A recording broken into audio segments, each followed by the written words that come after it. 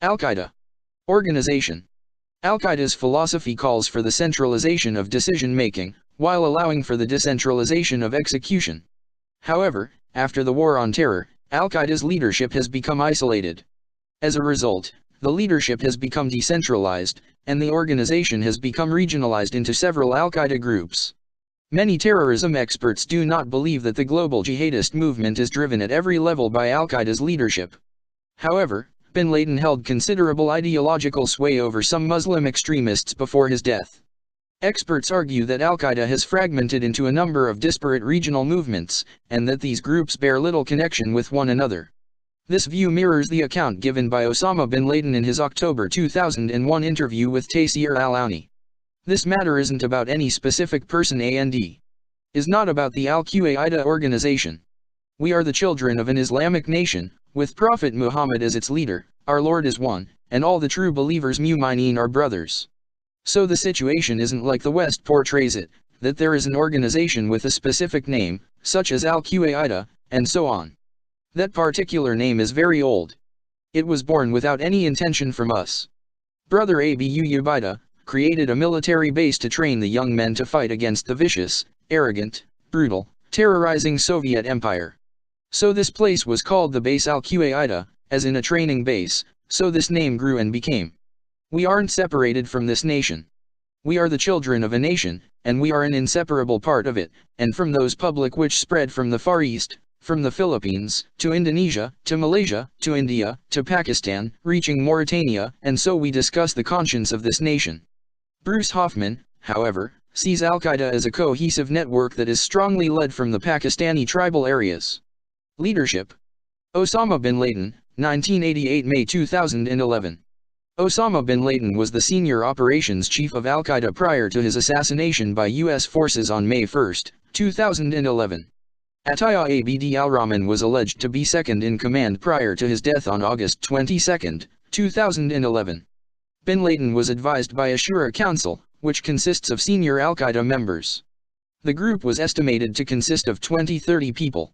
One such member is thought to have been Said Tayyib al-Madani. After May 2011, Ayman al-Zawahiri had been Al-Qaeda's deputy operations chief and assumed the role of commander after bin Laden's death. Al-Zawahiri replaced Saif al-Adel, who had served as interim commander. On June 5, 2012, Pakistani intelligence officials announced that al-Rahman's alleged successor Abu Yahya al-Libi had been killed in Pakistan. Nasir al-Wahashi was said to have become second in command in 2013. He was the leader of Al-Qaeda in the Arabian Peninsula, AQAP, until he was killed in a U.S. airstrike in June 2015.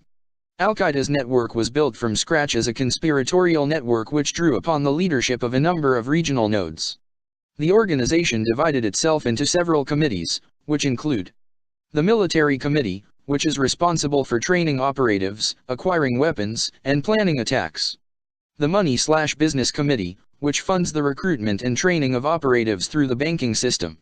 US-led efforts to eradicate the sources of terrorist financing were most successful in the year immediately following the September 11 attacks. Al-Qaeda continues to operate through unregulated banks, such as the 1,000 or so Hawaladars in Pakistan, some of which can handle deals of up to $10 million. The committee also procures false passports, pays Al-Qaeda members, and oversees profit-driven businesses. It was estimated that Al-Qaeda required $30 million per year to conduct its operations. The Law Committee reviews Sharia law, and decides upon courses of action conform to it. The Islamic Study/Committee issues religious edicts, such as an edict in 1998 telling Muslims to kill Americans. The Media Committee ran the now-defunct newspaper Nashrat al-Akhbar, English, newscast, and handled public relations. In 2005, Al-Qaeda formed As-Sahab, a media production house, to supply its video and audio materials. Command structure. Al-Qaeda is not operationally managed by Ayman al-Zawahiri. Several operational groups exist, which consult with the leadership in situations where attacks are in preparation. When asked in 2005 about the possibility of Al-Qaeda's connection to the July 7, 2005 London bombings, Metropolitan Police Commissioner Sir Ian Blair said, "Al-Qaeda is not an organization. Al-Qaeda is a way of working, but this has the hallmark of that approach. Al-Qaeda clearly has the ability to provide training, to provide expertise, and I think that is what has occurred here.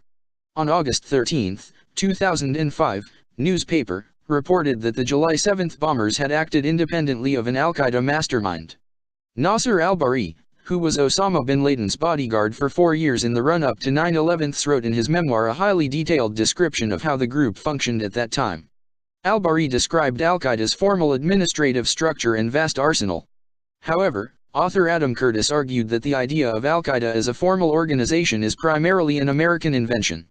Curtis contended the name al-Qaeda was first brought to the attention of the public in the 2001 trial of bin Laden and the 4 men accused of the 1998 U.S. Embassy bombings in East Africa.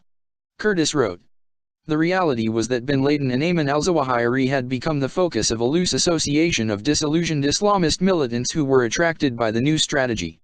But there was no organization. These were militants who mostly planned their own operations and looked to bin Laden for funding and assistance. He was not their commander. There is also no evidence that bin Laden used the term al-Qaeda to refer to the name of a group until after September 11 attacks, when he realized that this was the term the Americans had given it. During the 2001 trial, the U.S. Department of Justice needed to show that bin Laden was the leader of a criminal organization in order to charge him in absentia under the Racketeer Influenced and Corrupt Organizations Act. The name of the organization and details of its structure were provided in the testimony of Jamal al-Fadl, who said he was a founding member of the group and a former employee of bin Laden.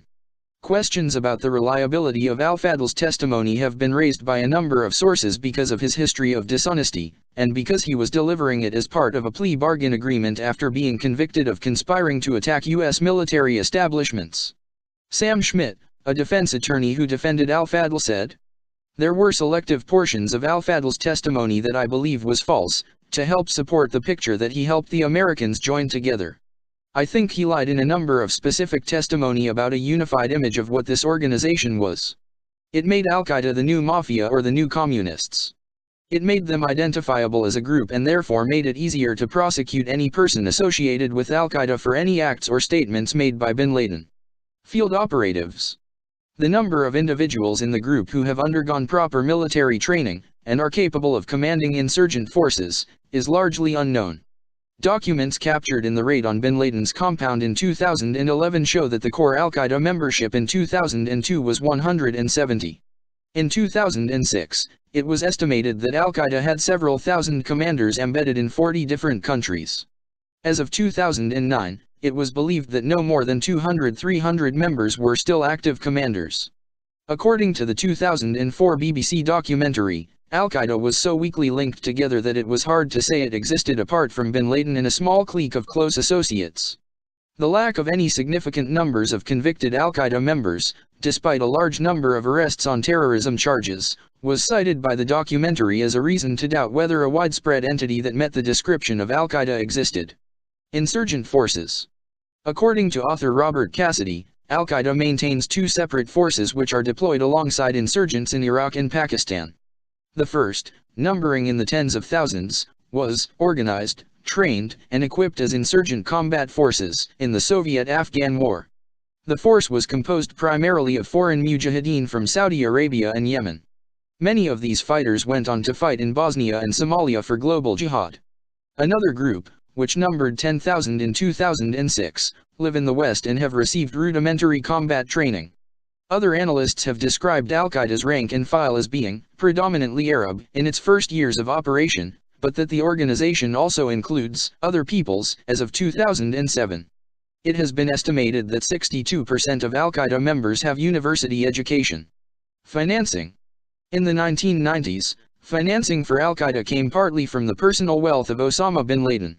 Other sources of income included the heroin trade and donations from supporters in Kuwait, Saudi Arabia, and other Islamic Gulf states. A WikiLeaks released 2009 internal U.S. government cable stated that terrorist funding emanating from Saudi Arabia remains a serious concern.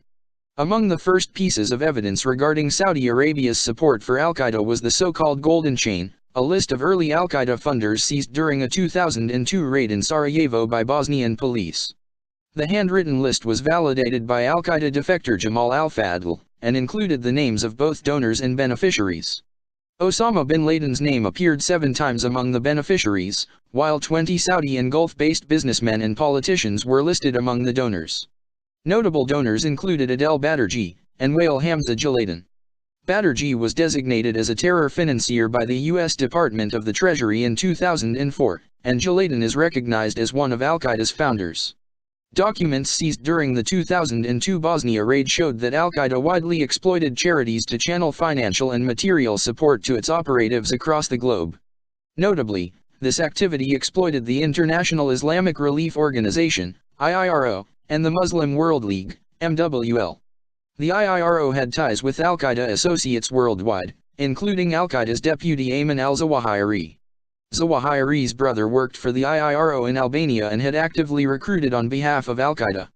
The MWL was openly identified by al-Qaeda's leader as one of the 3 charities al-Qaeda primarily relied upon for funding sources. Allegations of Qatar support. Several Qatar citizens have been accused of funding al-Qaeda.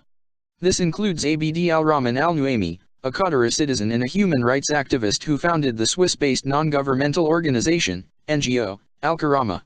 On December 18, 2013, the U.S. Treasury designated Nuaimi as a terrorist for his activities supporting al-Qaeda. The U.S. Treasury has stated that Nuaimi has facilitated significant financial support to al-Qaeda in Iraq, and served as an interlocutor between al-Qaeda in Iraq and Qatar-based donors. Nuaimi was accused of overseeing a $2 million monthly transfer to al-Qaeda in Iraq as part of his role as mediator between Iraq-based al-Qaeda senior officers and Qatar citizens. Nuaimi allegedly entertained relationships with Abu Khalid al-Suri, al-Qaeda's top envoy in Syria, who processed a $600,000 transfer to al-Qaeda in 2013. Nuaimi is also known to be associated with Abd al-Wahhab Muhammad Abd al-Rahman al-Humaykani, a Yemeni politician and founding member of Al-Karama, who was listed as a specially designated global terrorist, SDGT, by the U.S. Treasury in 2013. The U.S. authorities claimed that Humaykani exploited his role in Al-Karama to fundraise on behalf of al-Qaeda in the Arabian Peninsula, AQAP. A prominent figure in AQAP, Nuaimi was also reported to have facilitated the flow of funding to AQAP affiliates based in Yemen. Nuaimi was also accused of investing funds in the charity directed by Humaykani to ultimately fund AQAP. About 10 months after being sanctioned by the U.S. Treasury, Nuaimi was also restrained from doing business in the UK. Another Qatar citizen, Khalifa Mohammed Turki Sabai, was sanctioned by the U.S. Treasury on June 5, 2008, for his activities as a Gulf-based al-Qaeda financier. Sabai's name was added to the UN Security Council's sanctions list in 2008 on charges of providing financial and material support to al-Qaeda senior leadership. Sabai allegedly moved al-Qaeda recruits to South Asia-based training camps. He also financially supported Khalid Sheikh Mohammed, a Pakistani national and senior al-Qaeda officer who is believed to be the mastermind behind the September 11 attack according to the September 11 Commission report. Qatar has provided support to al-Qaeda through the country's largest NGO, the Qatar Charity. Al-Qaeda defector Al-Fadl, who was a former member of Qatar Charity, testified in court that Abdullah Mohammed Youssef, who served as Qatar Charity's director, was affiliated to al-Qaeda and simultaneously to the National Islamic Front, a political group that gave al-Qaeda leader Osama bin Laden harbor in Sudan in the early 1990s. Legal proceedings from the trial United States vs. NMM Nayout revealed that Qatar Charity was cited by bin Laden in 1993 as one of the charities used to channel financial support to al-Qaeda operatives overseas. The same documents also report bin Laden's complaint that the failed assassination attempt of Egyptian President Hosni Mubarak had compromised the ability of al-Qaeda to exploit charities to support its operatives to the extent that it was capable of before 1995. It is alleged that the Qatar Charity gave financial support to members of al-Qaeda in Chechnya. This accusation was publicly denied by Hamad bin Nasser al-Thani. Qatar Charity is among the NGOs allegedly channeling funds to Ansar Dine in North Mali, according to French military intelligence reports from France's intervention in the country in early 2013. Qatar finances al-Qaeda's enterprises through al-Qaeda's affiliate in Syria, Jabhat al-Nusra. The funding is primarily channeled through kidnapping for ransom. The Consortium Against Terrorist Finance, CATF, reported that the Gulf country has funded al-Nusra since 2013. Al-Azad estimated that Qatar disbursed $25 million in support of al-Nusra through kidnapping for ransom. In addition, Qatar has launched fundraising campaigns on behalf of al-Nusra. Al-Nusra acknowledged a Qatar-sponsored campaign as one of the preferred conduits for donations intended for the group. Strategy. This section needs to be updated. Please update this article to reflect recent events or newly available information. August 2016. On March 11, 2005, published extracts from Saif al-Adal's document, Al-Qaeda's Strategy to the Year 2020. Abdel Bari Atwan summarizes this strategy as comprising 5 stages to rid the Ummah from all forms of oppression. 1. Provoke the United States and the West into invading a Muslim country by staging a massive attack or string of attacks on U.S. soil that results in massive civilian casualties. 2. Incite local resistance to occupying forces. 3. Expand the conflict to neighboring countries, and engage the U.S. and its allies in a long war of attrition. 4. Convert Al-Qaeda into an ideology and set of operating principles that can be loosely franchised in other countries without requiring direct command and control, and via these franchises incite attacks against the U.S. and countries allied with the U.S. until they withdraw from the conflict, as happened with the 2004 Madrid train bombings, but which did not have the same effect with the July 7, 2005 London bombings. 5. The U.S. economy will finally collapse by the year 2020, under the strain of multiple engagements in numerous places. This will lead to a collapse in the worldwide economic system, and lead to global political instability. This will lead to a global jihad led by Al-Qaeda, and a Wahhabi caliphate will then be installed across the world. Atwan noted that, while the plan is unrealistic, it is sobering to consider that this virtually describes the downfall of the Soviet Union. According to Fuad Hussein, a Jordanian journalist and author who has spent time in prison with al-Zarqawi, Al-Qaeda's strategy consists of 7 phases and is similar to the plan described in Al-Qaeda's Strategy to the Year 2020. These phases include 1. The Awakening. This phase was supposed to last from 2001 to 2003. The goal of the phase is to provoke the United States to attack a Muslim country by executing an attack on U.S. soil that kills many civilians. 2. Opening Eyes. This phase was supposed to last from 2003 to 2006. The goal of this phase was to recruit young men to the cause and to transform the Al-Qaeda group into a movement.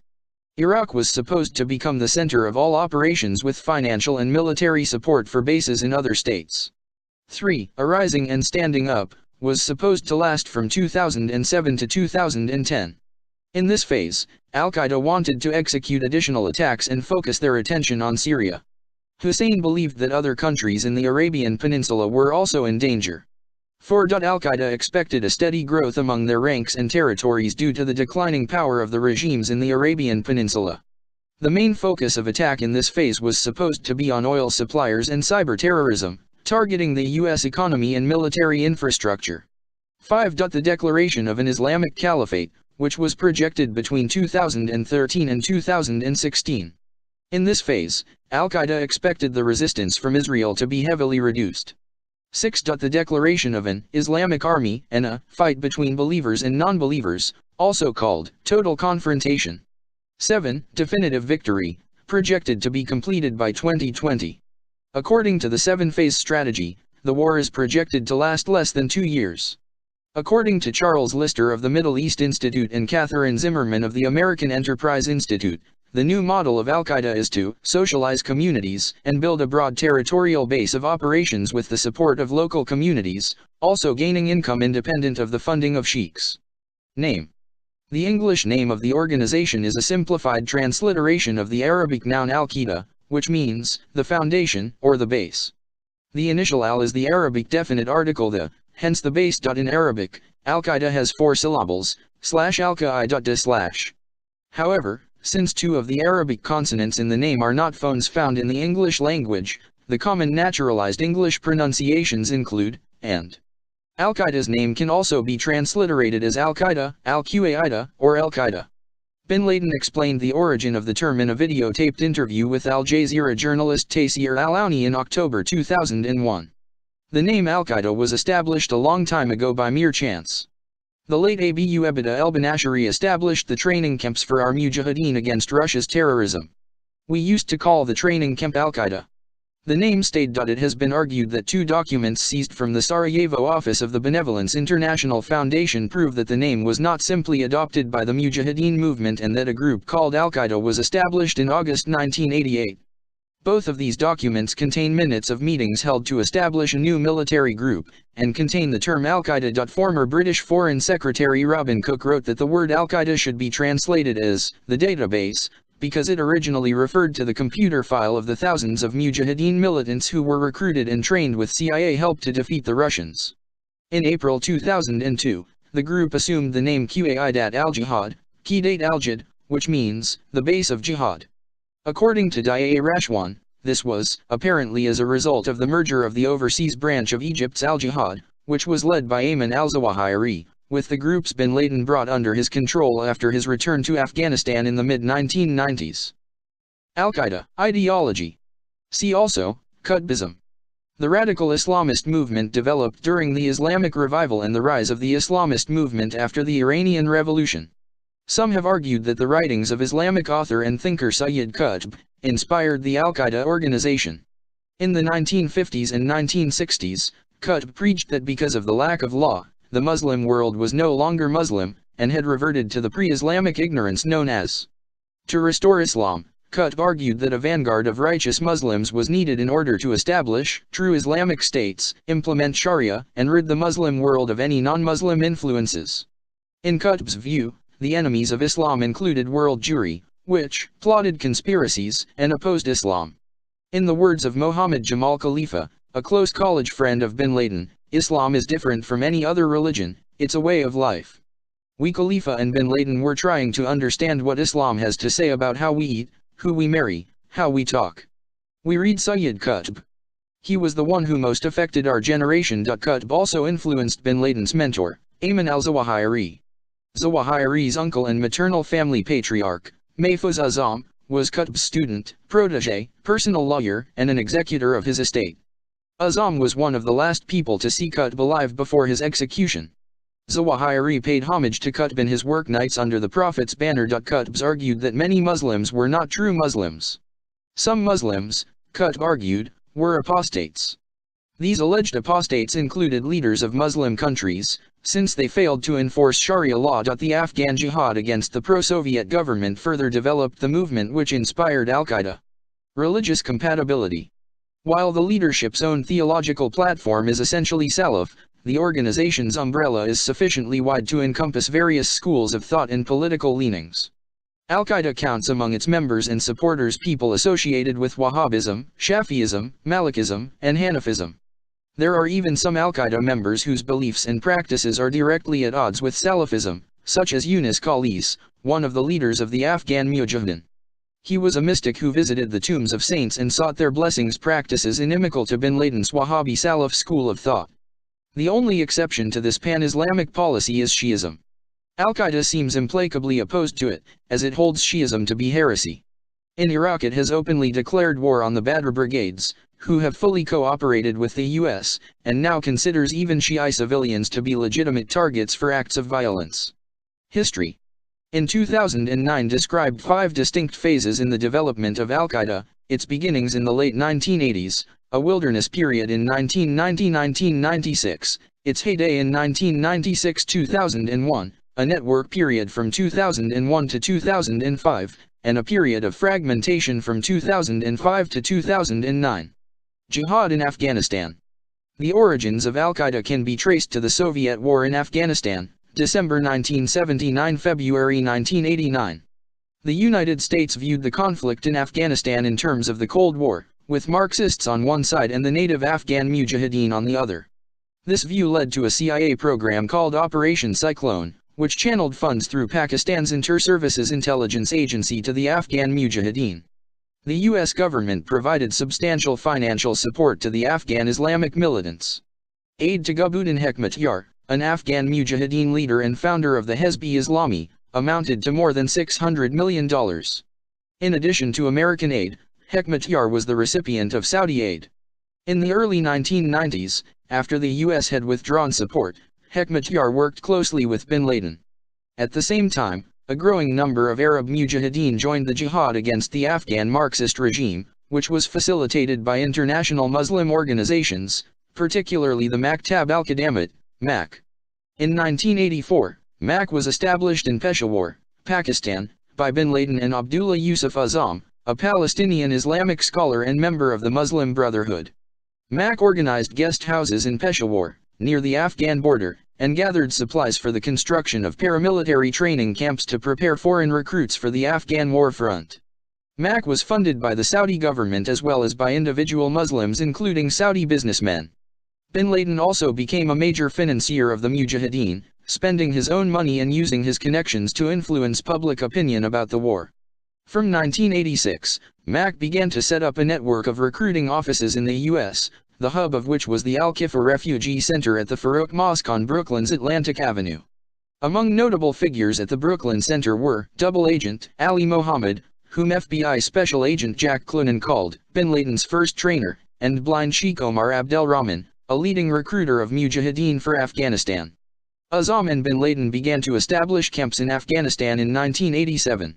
MAK and foreign Mujahideen volunteers, or Afghan Arabs, did not play a major role in the war.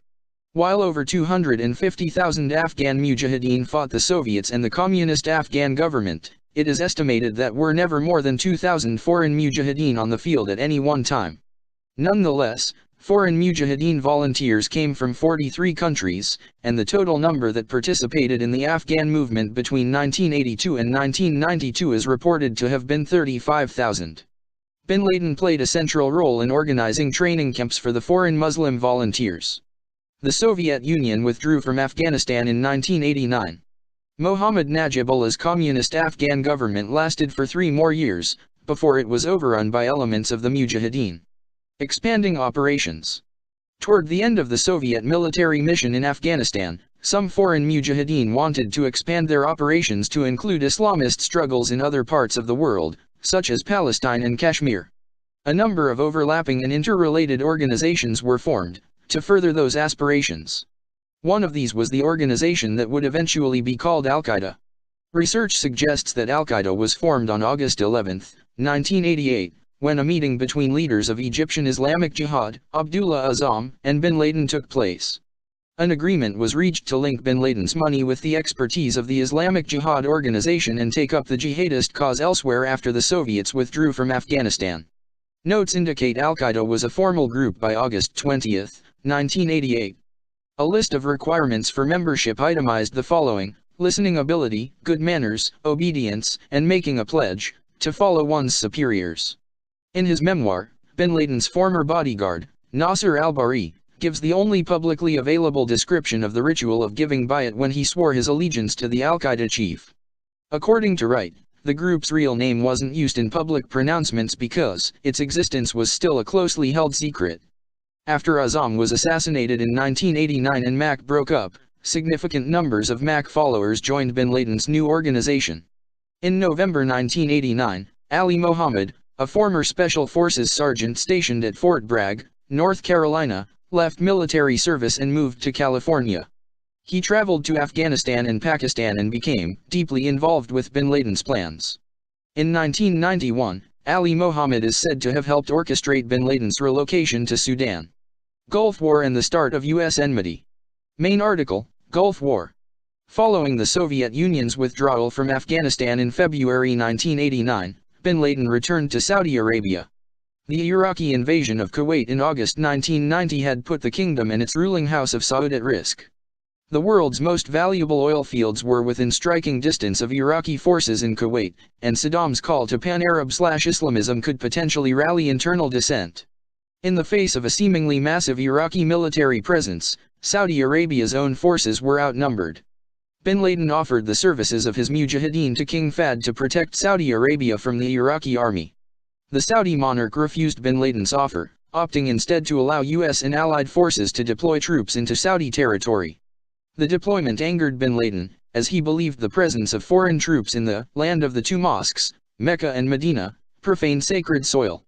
After speaking publicly against the Saudi government for harboring American troops, he was banished and forced to live in exile in Sudan. Sudan.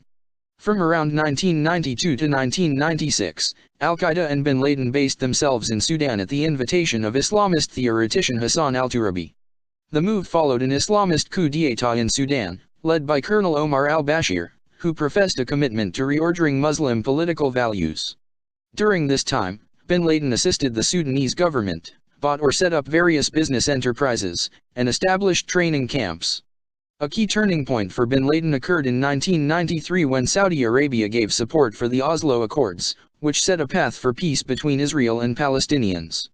Due to bin Laden's continuous verbal assault on King Fahd of Saudi Arabia, Fahd sent an emissary to Sudan on March 5, 1994 demanding bin Laden's passport. Bin Laden's Saudi citizenship was also revoked. His family was persuaded to cut off his stipend, $7 million a year, and his Saudi assets were frozen. His family publicly disowned him. There is controversy as to what extent bin Laden continued to garner support from members afterwards. In 1993, a young schoolgirl was killed in an unsuccessful attempt on the life of the Egyptian Prime Minister, Atef Sedki. Egyptian public opinion turned against Islamist bombings, and the police arrested 280 of al-Jihad's members and executed 6. In June 1995, an attempt to assassinate Egyptian President Mubarak led to the expulsion of Egyptian Islamic Jihad, EIJ, and in May 1996, of bin Laden from Sudan. According to Pakistani-American businessman Mansour Ijaz, the Sudanese government offered the Clinton administration numerous opportunities to arrest bin Laden. Ijaz's claims appeared in numerous op-ed pieces, including one in the and one in CO written with former ambassador to Sudan Timothy M. Carney. Similar allegations have been made by contributing editor David Rose, and Richard Mineater, author of Losing bin Laden, in a November 2003 interview with. Several sources dispute Ijaz's claim, including the 9/11 Commission, which concluded in part. Sudan's Minister of Defense, Fadi Airway, has claimed that Sudan offered to hand bin Laden over to the U.S. The Commission has found no credible evidence that this was so. Ambassador Carney had instructions only to push the Sudanese to expel bin Laden. Ambassador Carney had no legal basis to ask for more from the Sudanese since, at the time, there was no indictment outstanding. Refuge in Afghanistan.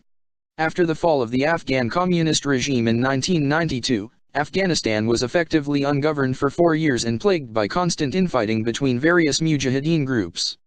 This situation allowed the Taliban to organize. The Taliban also garnered support from graduates of Islamic schools, which are called madrasa. According to Ahmed Rashid, 5 leaders of the Taliban were graduates of Darul Uloom Haqqaniya, a madrasa in the small town of Akora Khadak. The town is situated near Peshawar in Pakistan, but the school is largely attended by Afghan refugees. This institution reflected Salaf beliefs in its teachings, and much of its funding came from private donations from wealthy Arabs. 4 of the Taliban's leaders attended a similarly funded and influenced madrasa in Kandahar. Bin Laden's contacts were laundering donations to these schools, and Islamic banks were used to transfer money to an array of charities which served as front groups for al-Qaeda. Many of the mujahideen who later joined the Taliban fought alongside Afghan warlord Mohammad Nabi Mohammadi's Harkat-i-Inqilabi group at the time of the Russian invasion. This group also enjoyed the loyalty of most Afghan Arab fighters. The continuing lawlessness enabled the growing and well-disciplined Taliban to expand their control over territory in Afghanistan, and it came to establish an enclave which it called the Islamic Emirate of Afghanistan. In 1994, it captured the regional center of Kandahar, and after making rapid territorial gains thereafter, the Taliban captured the capital city Kabul in September 1996. In 1996, Taliban-controlled Afghanistan provided a perfect staging ground for al-Qaeda. While not officially working together, al-Qaeda enjoyed the Taliban's protection and supported the regime in such a strong symbiotic relationship that many Western observers dubbed the Taliban's Islamic Emirate of Afghanistan as the world's first terrorist-sponsored state. However, at this time, only Pakistan, Saudi Arabia, and the United Arab Emirates recognized the Taliban as the legitimate government of Afghanistan. While in Afghanistan, the Taliban government tasked al-Qaeda with the training of Brigade 055, an elite element of the Taliban's army. The brigade mostly consisted of foreign fighters, veterans from the Soviet invasion, and adherents to the ideology of the Mujahideen. In November 2001, as Operation Enduring Freedom had toppled the Taliban government, many Brigade 055 fighters were captured or killed, and those that survived were thought to have escaped into Pakistan along with bin Laden. By the end of 2008, some sources reported that the Taliban had severed any remaining ties with al-Qaeda. However, there is reason to doubt this. According to senior U.S. military intelligence officials, there were fewer than 100 members of al-Qaeda remaining in Afghanistan in 2009. Call for global Salaf jihadism. In 1994, the Salaf groups waging Salaf jihadism in Bosnia entered into decline, and groups such as the Egyptian Islamic Jihad began to drift away from the Salaf cause in Europe. Al-Qaeda stepped in and assumed control of around 80% of non-state armed cells in Bosnia in late 1995. At the same time, al-Qaeda ideologues instructed the network's recruiters to look for Muslims who believed that extremist jihad must be fought on a global level. Al-Qaeda also sought to open the offensive phase of the global Salaf jihad. Bosnian Islamists in 2006 called for solidarity with Islamic causes around the world, supporting the insurgents in Kashmir and Iraq as well as the groups fighting for a Palestinian state. Fatwas. In 1996, al-Qaeda announced its jihad to expel foreign troops and interests from what they considered Islamic lands. Bin Laden issued a fatwa, which amounted to a public declaration of war against the US and its allies, and began to refocus al-Qaeda's resources on large-scale, propagandist strikes. On February 23, 1998, bin Laden and Ayman al-Zawahiri, a leader of Egyptian Islamic Jihad, along with 3 other Islamist leaders, co-signed and issued a fatwa calling on Muslims to kill Americans and their allies. Under the banner of the World Islamic Front for Combat Against the Jews and Crusaders, they declared, ruling to kill the Americans and their allies, civilians and military is an individual duty for every Muslim who can do it in any country in which it is possible to do it, in order to liberate the Al-Aqsa Mosque in Jerusalem and the Holy Mosque in Mecca from their grip, and in order for their armies to move out of all the lands of Islam, defeated and unable to threaten any Muslim. This is in accordance with the words of Almighty Allah, and fight the pagans all together as they fight you all together, and fight them until there is no more tumult or oppression, and there prevail justice and faith in Allah. Neither bin Laden nor al-Zawahiri possessed the traditional Islamic scholarly qualifications to issue a fatwa. However, they rejected the authority of the contemporary, which they saw as the paid servants of rulers, and took it upon themselves. Iraq. Al-Qaeda has launched attacks against the Iraqi Shia majority in an attempt to incite sectarian violence. Al-Zarqawi purportedly declared an all-out war on Shiites while claiming responsibility for Shiite mosque bombings. The same month, a statement claiming to be from Al-Qaeda in Iraq was rejected as a fake. In a December 2007 video, al-Zawahiri defended the Islamic State in Iraq, but distanced himself from the attacks against civilians, which he deemed to be perpetrated by hypocrites and traitors existing among the ranks. US and Iraqi officials accused al-Qaeda in Iraq of trying to slide Iraq into a full-scale civil war between Iraq's Shiite population and Sunni Arabs. This was done through an orchestrated campaign of civilian massacres and a number of provocative attacks against high-profile religious targets. With attacks including the 2003 Imam Ali Mosque bombing, the 2004 Day of Ashura and Karbala and Najaf bombings, the 2006 First Al-Askari Mosque bombing in Samarra, the deadly single-day series of bombings in which at least 215 people were killed in Baghdad's Shiite district of Sadr City, and the second Al-Askari bombing in 2007, Al-Qaeda in Iraq provoked Shiite militias to unleash a wave of retaliatory attacks, resulting in death squad-style killings and further sectarian violence which escalated in 2006. In 2008, sectarian bombings blamed on al-Qaeda in Iraq killed at least 42 people at the Imam Hussein Shrine in Karbala in March, and at least 51 people at a bus stop in Baghdad in June. In February 2014, after a prolonged dispute with al-Qaeda and Iraq's successor organization, the Islamic State of Iraq and the Levant, ISIS, al-Qaeda publicly announced it was cutting all ties with the group, reportedly for its brutality and notorious intractability. Somalia and Yemen. In Somalia, al-Qaeda agents had been collaborating closely with its Somali wing, which was created from the al-Shabaab group. In February 2012, al-Shabaab officially joined al-Qaeda, declaring loyalty in a video. Somalian al-Qaeda recruited children for suicide bomber training, recruited young people to participate in militant actions against Americans. The percentage of attacks in the First World originating from the Afghanistan-Pakistan, AFPAC, border declined starting in 2007, as Al-Qaeda shifted to Somalia and Yemen. While Al-Qaeda leaders were hiding in the tribal areas along the AF-Pak border, middle-tier leaders heightened activity in Somalia and Yemen. In January 2009, Al-Qaeda's division in Saudi Arabia merged with its Yemeni wing to form Al-Qaeda in the Arabian Peninsula, AQAP. Centered in Yemen, the group takes advantage of the country's poor economy, demography, and domestic security. In August 2009, the group made an assassination attempt against a member of the Saudi royal family. President Obama asked Ali Abdullah Saleh to ensure closer cooperation with the U.S. in the struggle against the growing activity of Al-Qaeda in Yemen, and promised to send additional aid. The wars in Iraq and Afghanistan drew U.S. attention from Somalia and Yemen. In December 2011, U.S. Secretary of Defense Leon Panetta said that the U.S. operations against Al-Qaeda are now concentrating on key groups in Yemen, Somalia, and North Africa. Al-Qaeda in the Arabian Peninsula claimed responsibility for the 2009 bombing attack on Northwest Airlines Flight 253 by Umar Farouk Abdulmutalab. The AQAP declared the Al-Qaeda Emirate in Yemen in March 31, 2011, after capturing the most of the Abiyan Governorate. As the Saudi-led military intervention in Yemen escalated in July 2015, 50 civilians were killed, and 20 million were in need of aid. In February 2016, Al-Qaeda forces and Saudi Arabian-led coalition forces were both seen fighting Houthi rebels in the same battle. In August 2018, Al Jazeera reported that a military coalition battling Houthi rebels secured secret deals with Al-Qaeda in Yemen and recruited hundreds of the group's fighters. Key figures in the deal-making said the United States was aware of the arrangements and held off on drone attacks against the armed group, which was created by Osama bin Laden in 1988. United States operations.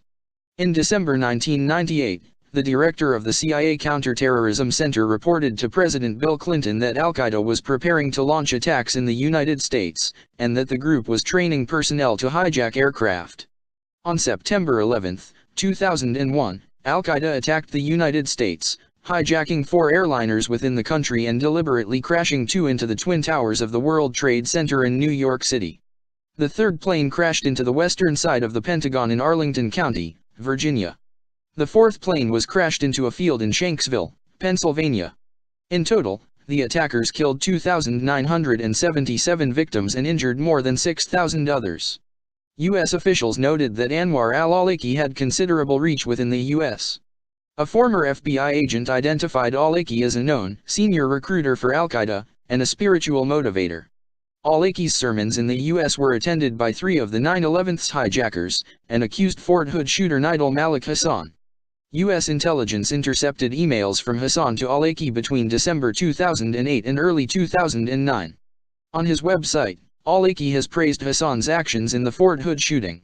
An unnamed official claimed there was good reason to believe Awlaki has been involved in very serious terrorist activities since leaving the U.S. in 2002, including plotting attacks against America and our allies. U.S. President Barack Obama approved the targeted killing of al-Awlaki by April 2010, making al-Awlaki the first U.S. citizen ever placed on the CIA target list. That required the consent of the U.S. National Security Council, and officials argued that the attack was appropriate because the individual posed an imminent danger to national security. In May 2010, Faisal Shahzad, who pleaded guilty to the 2010 Times Square car bombing attempt, told interrogators he was inspired by al-Awlaki, and sources said Shahzad had made contact with al-Awlaki over the internet. Representative Jane Harman called him terrorist number 1, and called him the world's most dangerous man. In July 2010, the U.S. Treasury Department added him to its list of specially designated global terrorists, and the UN added him to its list of individuals associated with Al-Qaeda.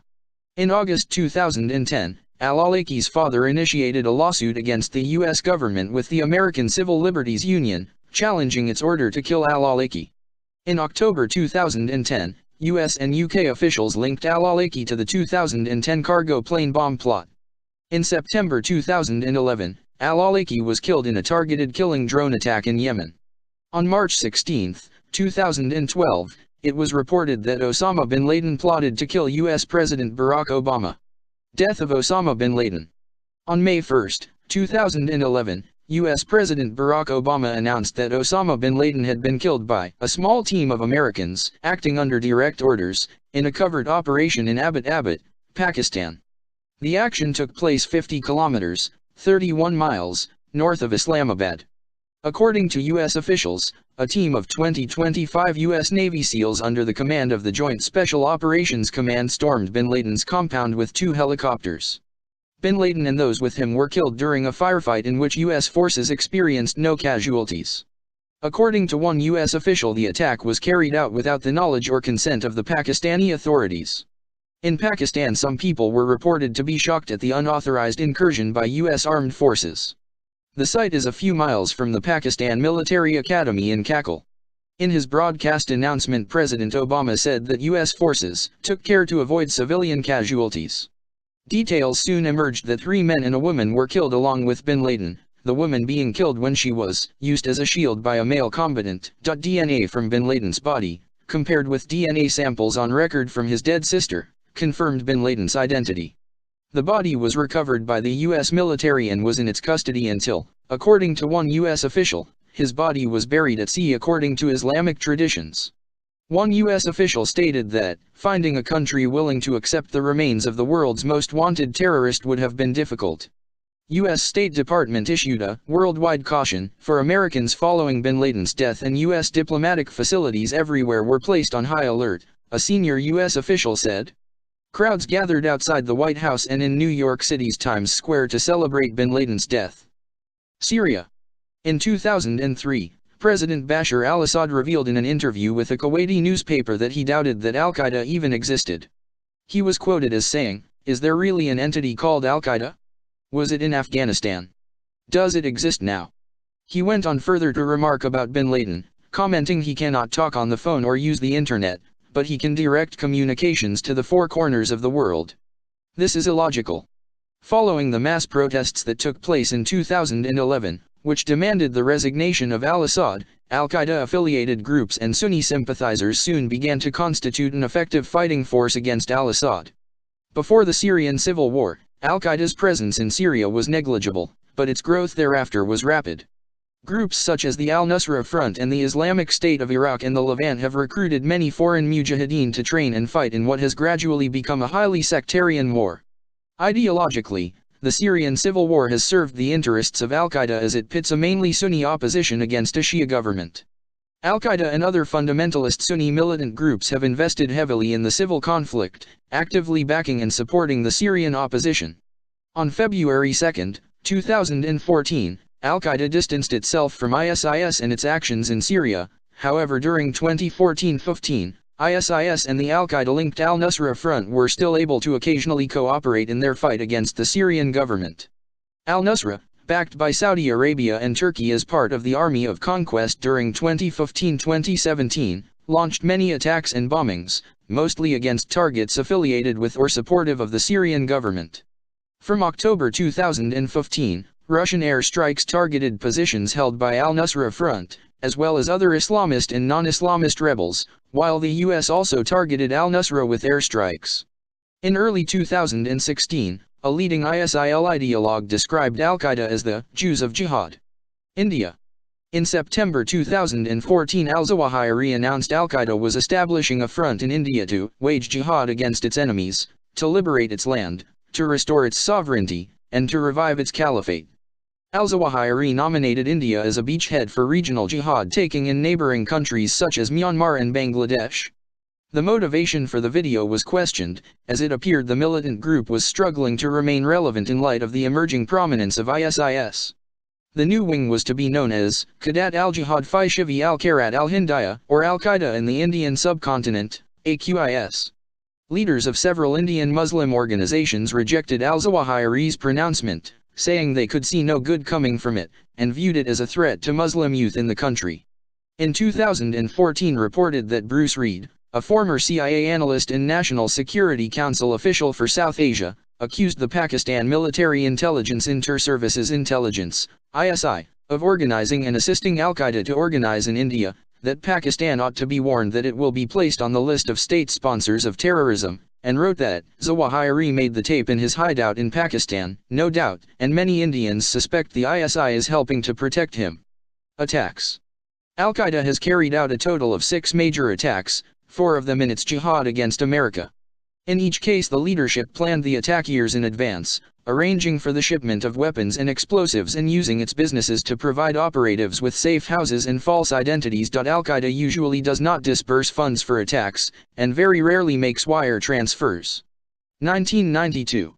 On December 29, 1992, Al-Qaeda launched its first attack. 2 bombs were detonated in Aden, Yemen.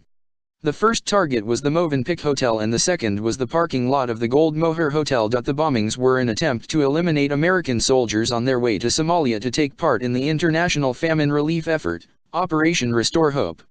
Internally, Al-Qaeda considered the bombing a victory that frightened the Americans away, but in the US, the attack was barely noticed. No American soldiers were killed because no soldiers were staying in the hotel which was bombed. However, an Australian tourist and a Yemeni hotel worker were killed in the bombing. 7 others, mostly Yemenis, were severely injured.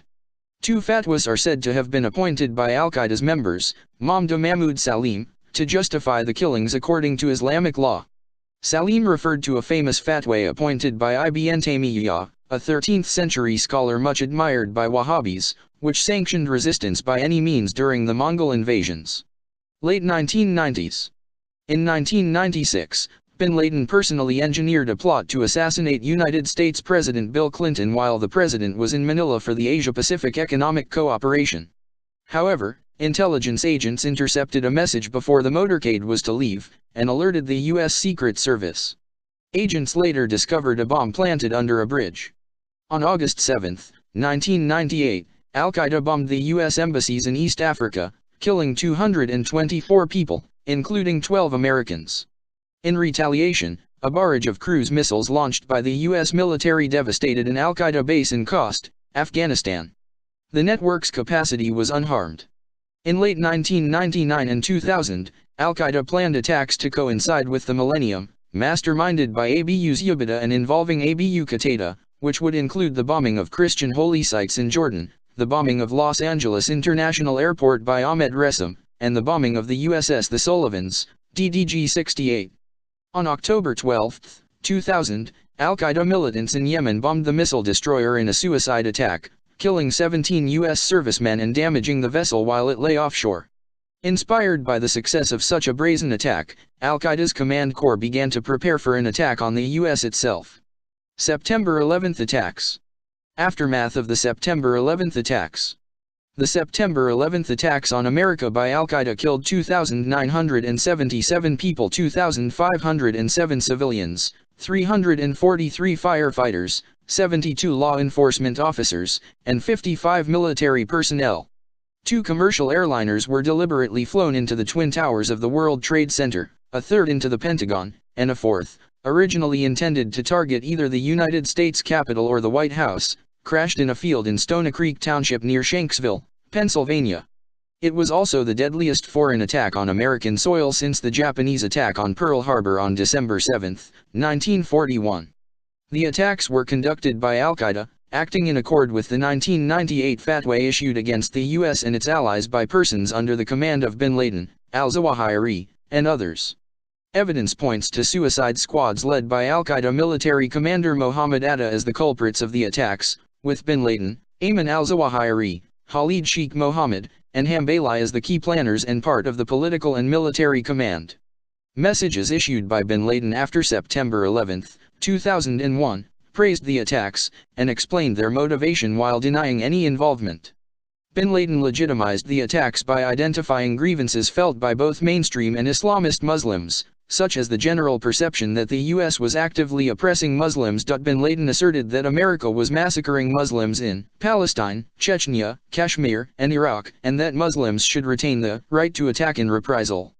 He also claimed the 9/11 attacks were not targeted at people, but America's icons of military and economic power, despite the fact he planned to attack in the morning when most of the people in the intended targets were present and thus generating the maximum number of human casualties. Evidence has since come to light that the original targets for the attack may have been nuclear power stations on the U.S. East Coast. The targets were later altered by Al-Qaeda, as it was feared that such an attack might get out of hand. Designation as a terrorist group 268-273 War on Terror. In the immediate aftermath of the 9/11 attacks, the U.S. government responded, and began to prepare its armed forces to overthrow the Taliban, which it believed was harboring Al-Qaeda. The U.S. offered Taliban leader Mullah Omar a chance to surrender bin Laden and his top associates. The first forces to be inserted into Afghanistan were paramilitary officers from the CIA's Elite Special Activities Division, SAD. The Taliban offered to turn over bin Laden to a neutral country for trial if the U.S. would provide evidence of bin Laden's complicity in the attacks. U.S. President George W. Bush responded by saying, "We know he's guilty. Turn him over," and British Prime Minister Tony Blair warned the Taliban regime, "Surrender bin Laden, or surrender power." Soon thereafter the U.S. and its allies invaded Afghanistan, and together with the Afghan Northern Alliance removed the Taliban government as part of the war in Afghanistan. As a result of the U.S. Special Forces and air support for the Northern Alliance ground forces, a number of Taliban and Al-Qaeda training camps were destroyed, and much of the operating structure of Al-Qaeda is believed to have been disrupted. After being driven from their key positions in the Tora Bora area of Afghanistan, many Al-Qaeda fighters tried to regroup in the rugged Gardez region of the nation. Khalid Sheikh Mohammed after his arrest in Rawalpindi, Pakistan, in March 2003. By early 2002, Al-Qaeda had been dealt a serious blow to its operational capacity, and the Afghan invasion appeared to be a success. Nevertheless, a significant Taliban insurgency remained in Afghanistan. Debate continued regarding the nature of Al-Qaeda's role in the 9/11 attacks. The U.S. State Department released a videotape showing bin Laden speaking with a small group of associates somewhere in Afghanistan shortly before the Taliban was removed from power. Although its authenticity has been questioned by a couple of people, the tape definitively implicates bin Laden and Al-Qaeda in the September 11 attacks. The tape was aired on many television channels, with an accompanying English translation provided by the U.S. Defense Department. In September 2004, the 9/11 Commission officially concluded that the attacks were conceived and implemented by Al-Qaeda operatives. In October 2004, bin Laden appeared to claim responsibility for the attacks in a videotape released through Al Jazeera, saying he was inspired by Israeli attacks on high-rises in the 1982 invasion of Lebanon. "As I looked at those demolished towers in Lebanon, it entered my mind that we should punish the oppressor in kind and that we should destroy towers in America in order that they taste some of what we tasted and so that they be deterred from killing our women and children."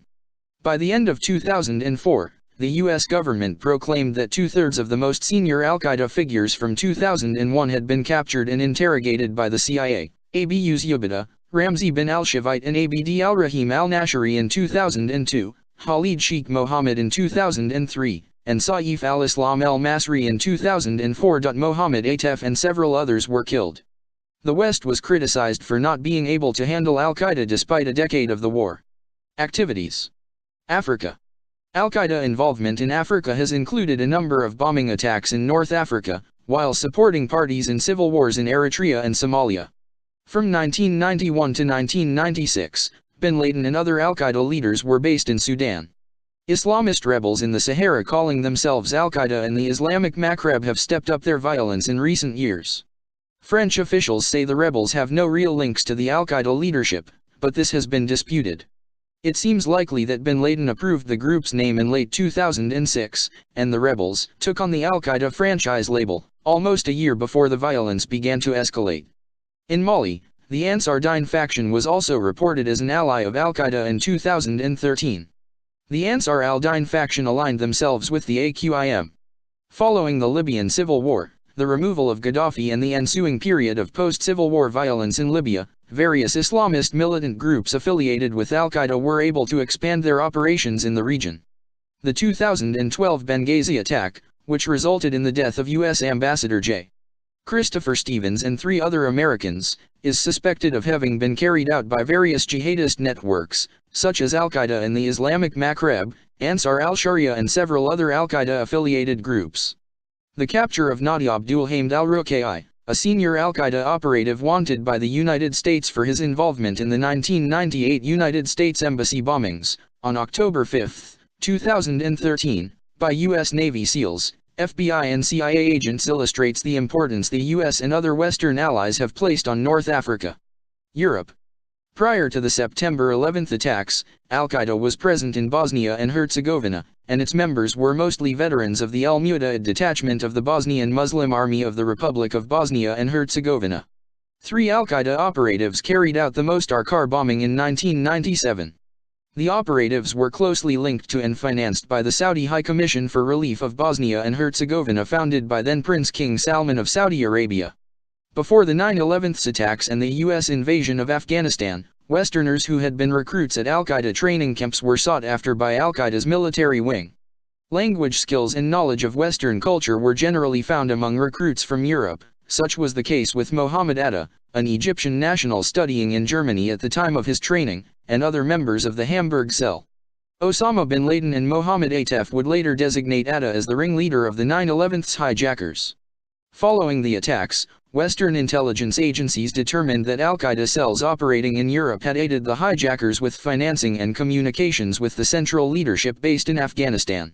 In 2003, Islamists carried out a series of bombings in Istanbul, killing 57 people and injuring 774 people were charged by the Turkish authorities. Some had previously met bin Laden, and though they specifically declined to pledge allegiance to Al-Qaeda, they asked for its blessing and help.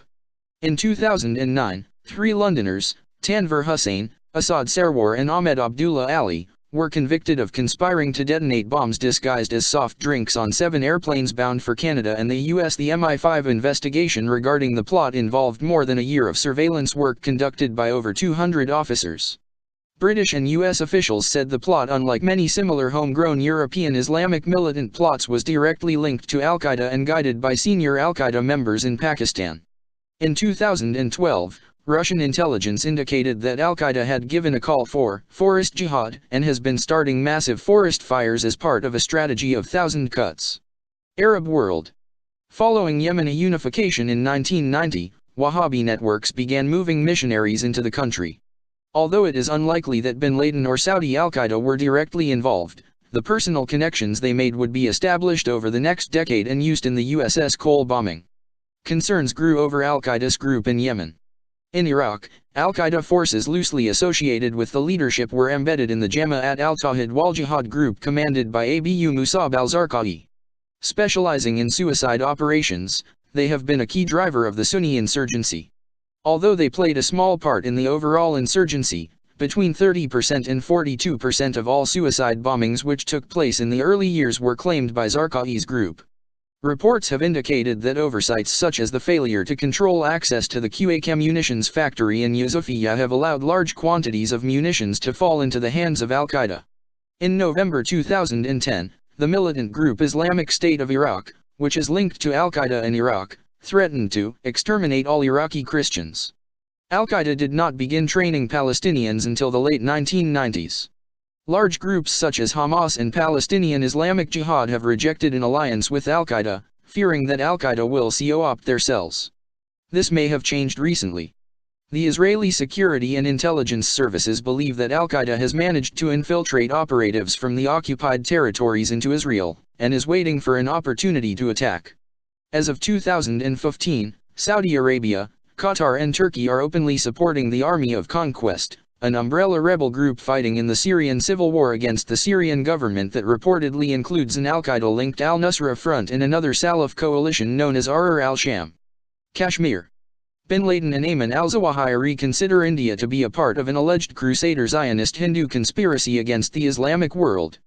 According to a 2005 report by the Congressional Research Service, bin Laden was involved in training militants for jihad in Kashmir while living in Sudan in the early 1990s. By 2001, Kashmiri militant group Harkat ul-Mujahideen had become a part of the Al-Qaeda coalition. According to the United Nations High Commissioner for Refugees, UNRWA, Al-Qaeda was thought to have established bases in Pakistan-administered Kashmir, in Azad Kashmir, and to some extent in Gilgit-Baltistan, during the 1999 Kargil War and continued to operate there with tacit approval of Pakistan's intelligence services. Many of the militants active in Kashmir were trained in the same madrasas as Taliban and Al-Qaeda. Fazlur Rehman Khalil of Kashmiri militant group Harkat-ul-Mujahideen was a signatory of Al-Qaeda's 1998 declaration of jihad against America and its allies. In a letter to American People, 2002, bin Laden wrote that one of the reasons he was fighting America was because of its support to India on the Kashmir issue. In November 2001, Kathmandu airport went on high alert after threats that bin Laden planned to hijack a plane and crash it into a target in New Delhi. In 2002, U.S. Secretary of Defense Donald Rumsfeld, on a trip to Delhi, suggested that Al-Qaeda was active in Kashmir though he did not have any evidence. Rumsfeld proposed high ground sensors along the line of control to prevent militants from infiltrating into Indian-administered Kashmir. An investigation in 2002 found evidence that Al-Qaeda and its affiliates were prospering in Pakistan-administered Kashmir with tacit approval of Pakistan's inter-services intelligence. In 2002, a special team of Special Air Service and Delta Force was sent into Indian-administered Kashmir to hunt for bin Laden after receiving reports that he was being sheltered by Kashmiri militant group Harkat-ul-Mujahideen, which had been responsible for kidnapping Western tourists in Kashmir in 1995. Britain's highest-ranking Al-Qaeda operative Rangzeb Ahmed had previously fought in Kashmir with the group Harkat-ul-Mujahideen and spent time in Indian prison after being captured in Kashmir. U.S. officials believe that Al-Qaeda was helping organize attacks in Kashmir in order to provoke conflict between India and Pakistan. Their strategy was to force Pakistan to move its troops to the border with India, thereby relieving pressure on Al-Qaeda elements hiding in northwestern Pakistan. In 2006, Al-Qaeda claimed they had established a wing in Kashmir. However, Indian Army General H.S. Panag argued that the army had ruled out the presence of Al-Qaeda in Indian-administered Jammu and Kashmir. Panag also stated that Al-Qaeda had strong ties with Kashmiri militant groups Lashkar-e-Taiba and Jaish-e-Mohammed based in Pakistan. It has been noted that Waziristan has become a battlefield for Kashmiri militants fighting NATO in support of Al-Qaeda and Taliban. Hiran Barot, who wrote The Army of Medina and Kashmir and was an Al-Qaeda operative convicted for involvement in the 2004 financial buildings plot, had received training in weapons and explosives at a militant training camp in Kashmir. Maulana Masood Azhar, the founder of Kashmiri group Jaish-e-Mohammed, is believed to have met bin Laden several times and received funding from him.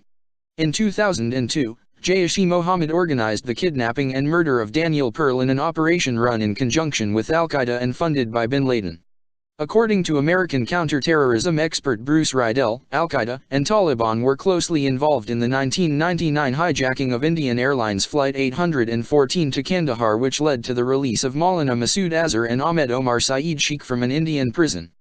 This hijacking, Riedel stated, was rightly described by then Indian Foreign Minister Jaswant Singh as a dress rehearsal for September 11 attacks.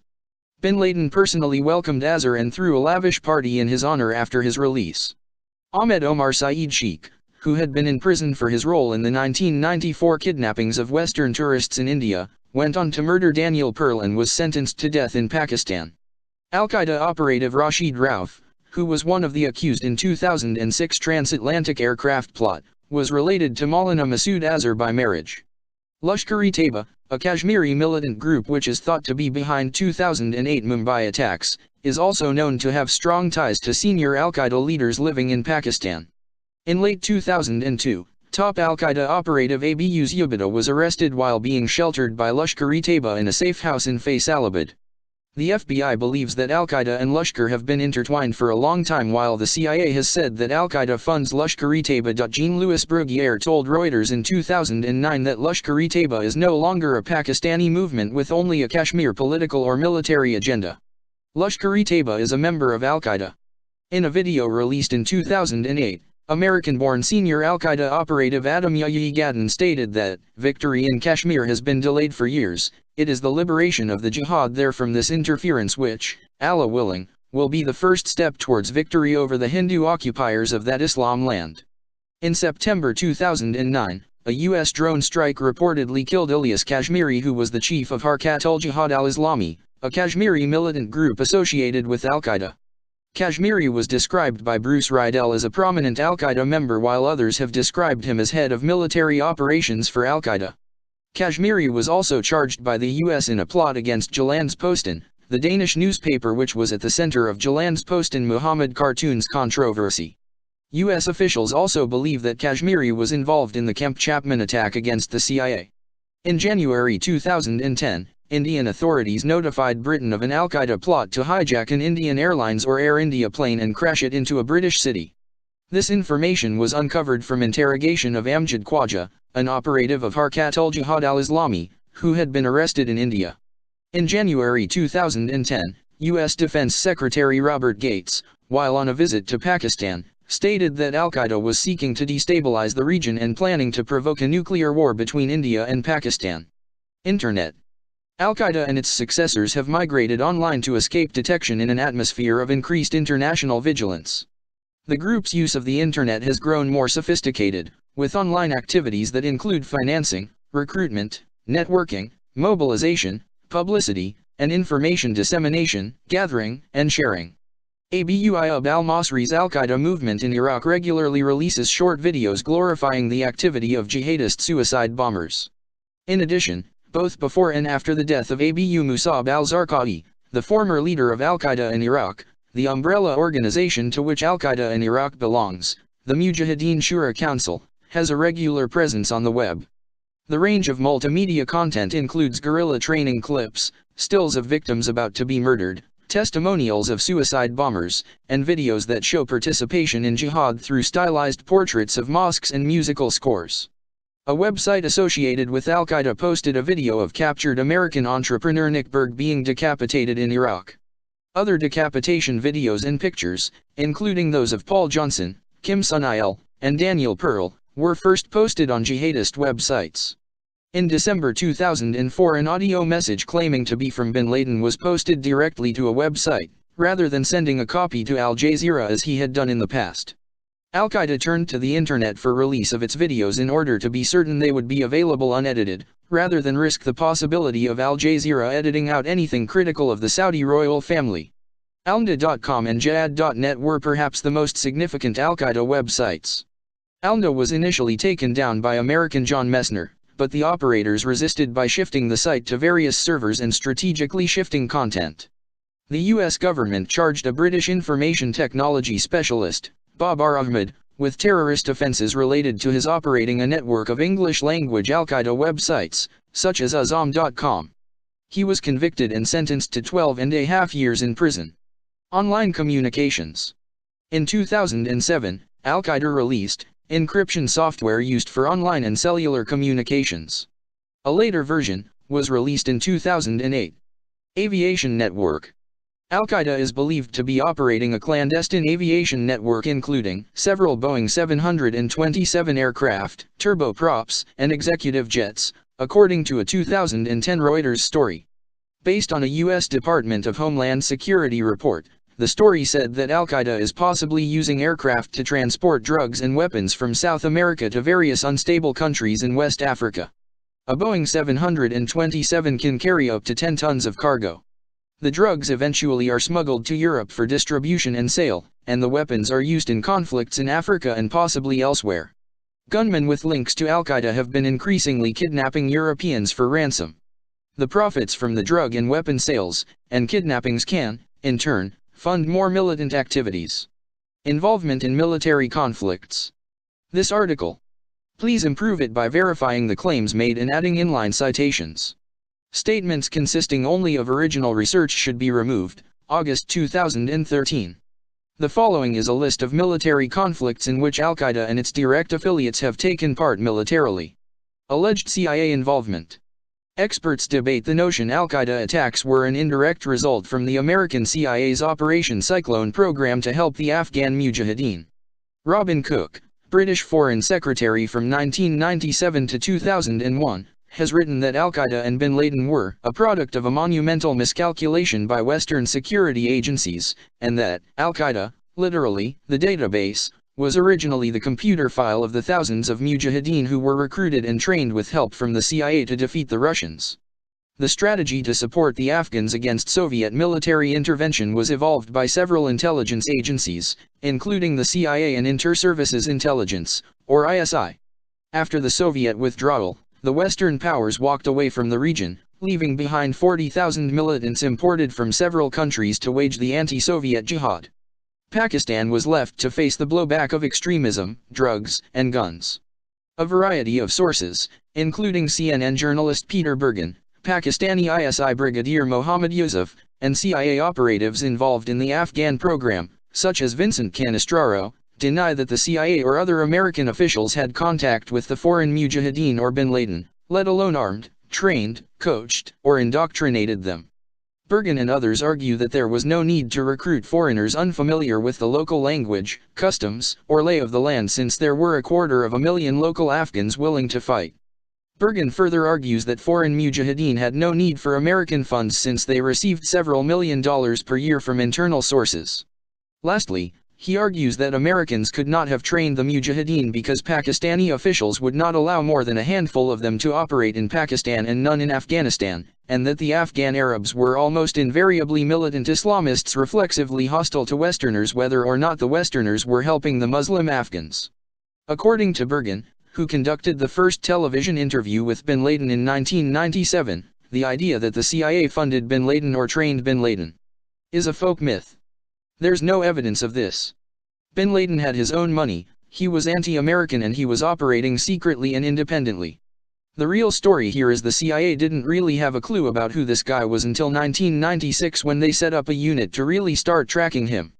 Jason Burke also wrote some of the $500 million the CIA poured into Afghanistan reached al-Zawahiri's group. Al-Zawahiri has become a close aide of bin Laden. Bin Laden was only loosely connected with the Hezbollah Islami faction of the Mujahideen led by Gulbuddin Hekmatyar, serving under another Hezbollah Islami commander known as Engineer Mahmoud. However, bin Laden's Office of Services, set up to recruit overseas for the war, received some U.S. cash. Alleged Saudi and Emirati involvement. CNN report has revealed that Saudi Arabia and the United Arab Emirates, UAE, have been handing out sophisticated American-made weapons to al-Qaeda-linked fighters in Yemen. Alleged Pakistani involvement. In the year 2000, British intelligence reported that the Pakistani ISI took an important role in several al-Qaeda training camps from the 1990s onwards. Broader influence. Anders Behring Breivik, the perpetrator of the 2011 Norway attacks, was inspired by al-Qaeda, calling it the most successful revolutionary movement in the world. While admitting different aims, he sought to create a European version of al-Qaeda. Criticism. Main article, Khawarij. Islamic extremism dates back to the Kharijites of the 7th century. From their essentially political position, the Kharijites developed extreme doctrines that set them apart from both mainstream Sunni and Shia Muslims.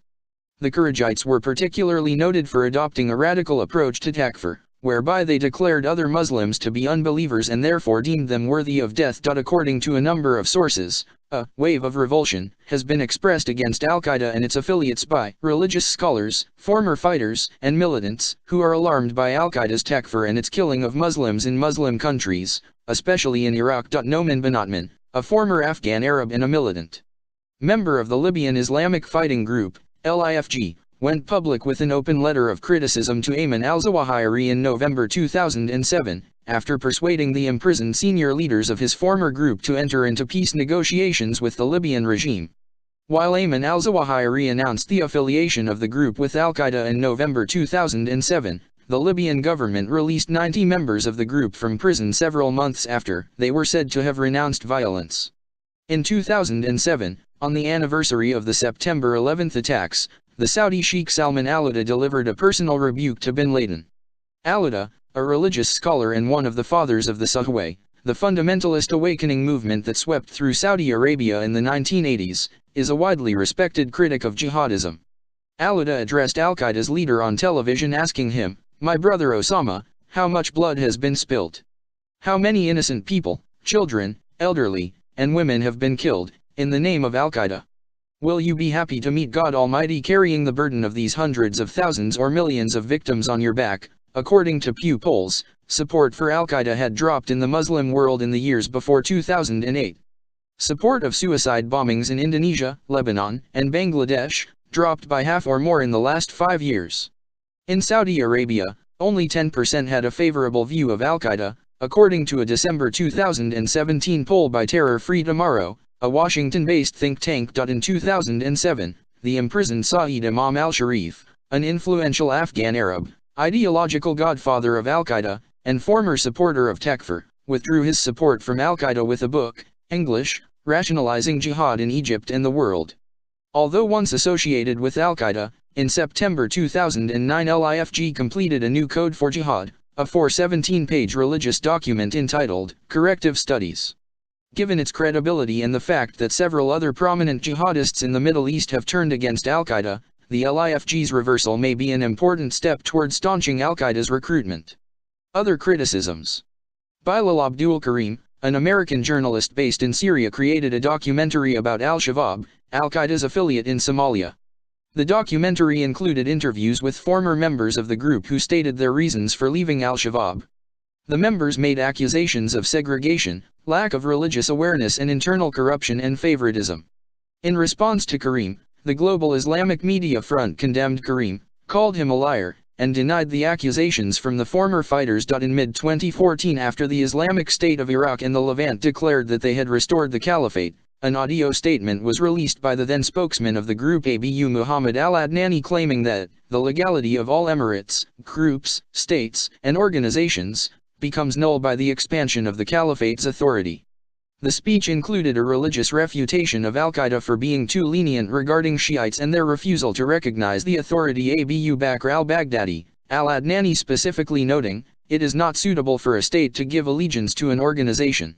He also recalled a past instance in which Osama bin Laden called on Al-Qaeda members and supporters to give allegiance to Abu Omar al-Baghdadi when the group was still solely operating in Iraq, as the Islamic State of Iraq, and condemned Ayman al-Zawahiri for not making this same claim for Abu Bakr al-Baghdadi, and that Zawahiri was encouraging factionalism and division between ZipUtateUSAcommand.com